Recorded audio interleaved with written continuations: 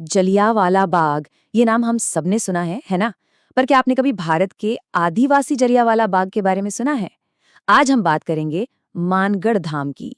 वीरता और बलिदान की एक ऐसी कहानी जो इतिहास के पन्नों में कहीं दबी रह गई थी।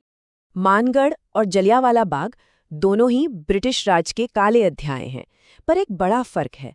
मानगढ़ की घटना 1913 में हुई, मतलब जलियांवाला बाग से भी करीब-करीब 6 साल पहले, और दोनों का जो कारण था वो बिल्कुल अलग था।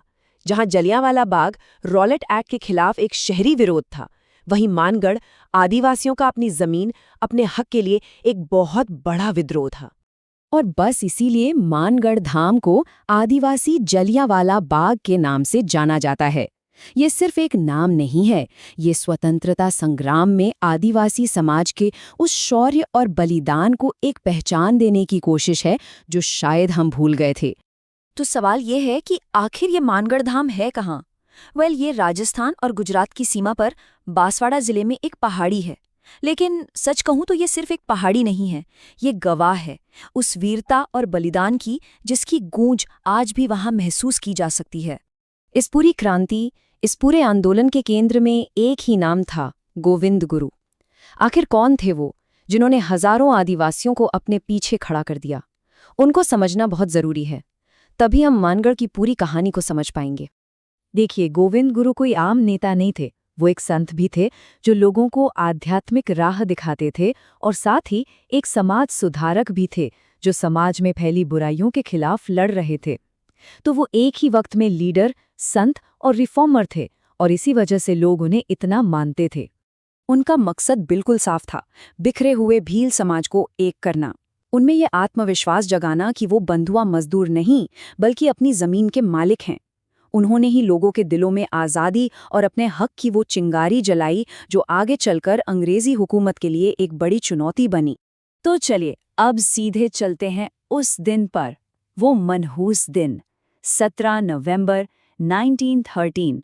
आखिर हुआ क्या था उस दिन मानगढ़ की पहाड़ी पर? जरा सोचिए उस सुबह के बारे में। गोविंद गुरु के एक बुलावे पर हजारों भील आदिवासी, औरतें, बच्चे, बूढ़े, सब अपने भविष्य का सपना लिए उस पहाड़ी पर शांति से इकट्ठा हुए थे। पर दोपहर होते होते सब बदल गया। ब्रिटिश सेना ने उस निहत्थी भीड़ को चारों तरफ से घेर लिया और बिना किसी चेतावनी के गोलियों की बौछार शुरू कर दी। वो एक शांतिपूर्ण सभा थी जिसे कुछ ही पलों में शमशान बना दिया गया। सरकारी आंकड़े चाहे जो भी कहें, पर माना जाता है कि उस एक दिन में करीब 1500 लोगों ने अपनी जान गंवाई थी। ये सिर्फ एक नंबर नहीं है, ये 1500 सपने थे, 1500 परिवार थे जिन्हें उस पहाड़ी पर कुचल दिया गया। तो इतने बड़े बलिदान के बाद क्या हुआ?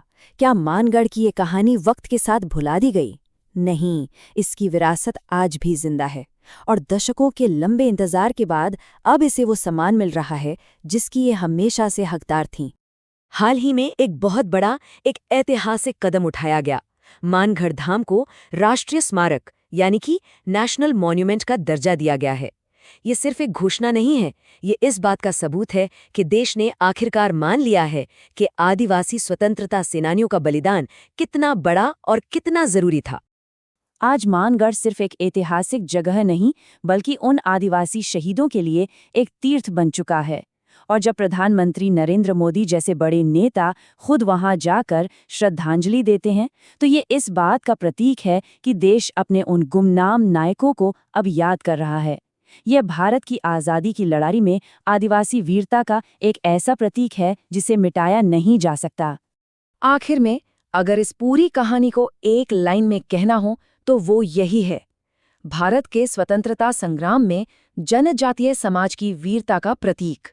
ये वो सच्चाई है जिसे कभी कभी भी नहीं भुलाना चाहिए। और ये हमें एक बहुत बड़े सवाल के साथ छोड़ जाता है। हमारे इतिहास में मानगढ़ जैसी और न जाने कितनी अनकही अनसुनी कहानियां दफन हैं जो शायद बस अपने सुने जाने का इंतजार कर रही हैं।